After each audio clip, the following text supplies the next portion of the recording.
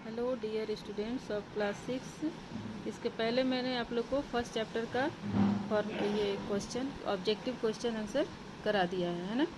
आगे second chapter का vitamins के बारे में हम लोग पढ़ रहे थे और डाइट के बारे में पढ़ रहे थे ना। अब मिनरल्स के डिफिशियंसी से कौन कौन सी डिजीजेज होती हैं, यानी कि मिनरल्स की कमी हो जाती है अगर फूड में, तो कौन कौन सी डिजीजेज होंगी, ये हम लोग को अब जानना है। ठीक है, तो मिनरल में हम लोग क्या लेते हैं, कैल्शियम लेते हैं। कैल्शियम किस में पाया जाता है, मिल्क में और ग्रीन लीफी वेजिटेबल्स में, यानी कि साग में, है ना। कैल्शियम मिलता है। ये क्या करता है कि हमारे बोन्स को और टीथ को स्ट्रांग करता है ना।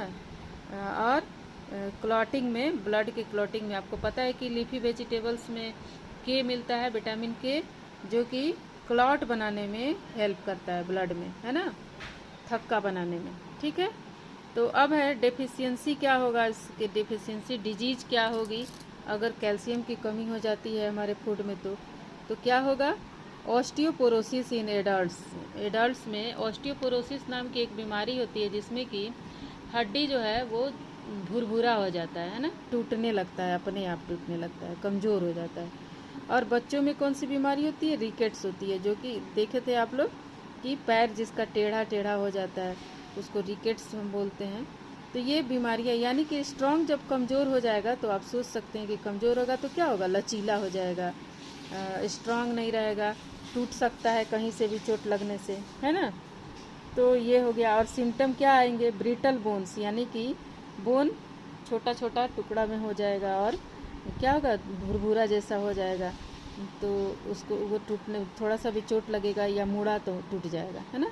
एक्सेसिव ब्लीडिंग होगी क्योंकि विटामिन के की कमी हो जाएगी, इसलिए एक्सेसिव ब्लीडिंग हो सकती है।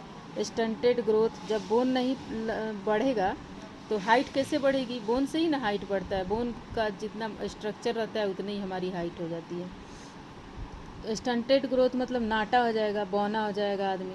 वीक टीथ होगी, दांत कमज़ोर होंगे, दांत टूटने लगेंगे और बोन्स भी कमज़ोर हो जाएंगे। ठीक है, इसके बाद नेक्स्ट है फॉस्फोरस। फॉस्फोरस एक मिनरल है जो कि सीरियल्स में, अनाज में मिलता है, पल्सेस में मिलता है, दाल में और मिल्क में मिलता है ना।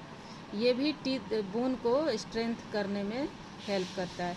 कैल्शियम और फॉस्फोरस दोनों मिल करके बोन बनाते हैं, है ना। तो जब इसकी कमी हो जाएगी तो क्या होगा, ये करता क्या है कि बोन और टीथ को स्ट्रांग करता है।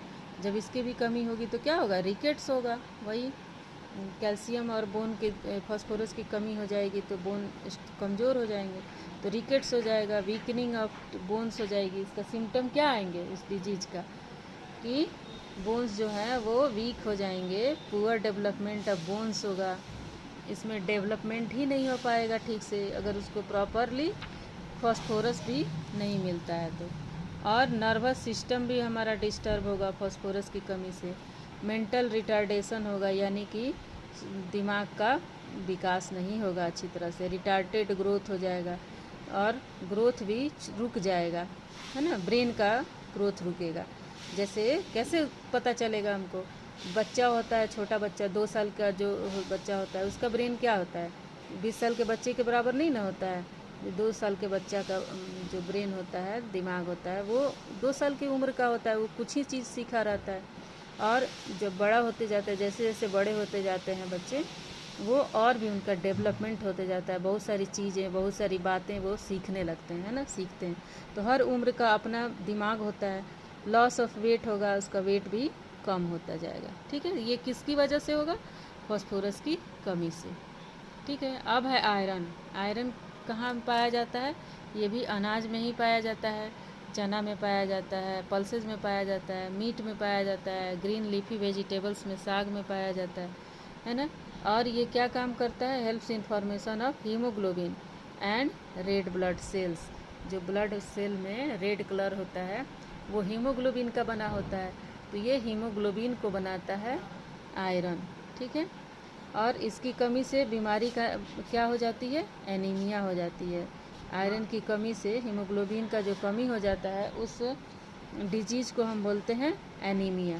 ठीक है, इसमें जब रेड कलर ही कम हो जाएगा ब्लड में तो बॉडी का कलर कैसा दिखाई देगा, पेल कलर दिखाई देगा, नहीं, जब रेड कलर कम हो जाएगा तो पेल कलर ही दिखाई देगा, पीला कलर दिखाई देगा बॉडी का, और बॉडी फैटिग होने लगेगा, थकान होने लगेगी, सांस लेने में परेशानी होने लगेगी।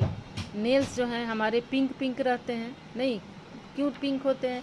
क्योंकि हीमोग्लोबिन ब्लड में होती है और ब्लड वहाँ दिखाई देता है, नेल के नीचे ब्लड के का वेसल्स सब गुजरा रहता है, जिससे कि वो पिंक दिखाई देता है नेल का कलर।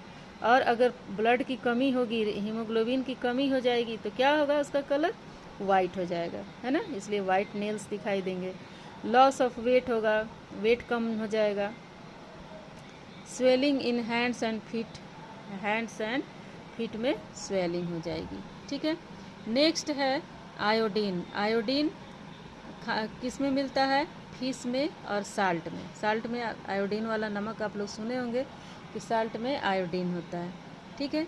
ये किस लिए क्या करता है? तो ये आयोडीन जो है वो थायराइड ग्लैंड हमारे नेक में होता है, नेक में के अंदर, थ्रोट में।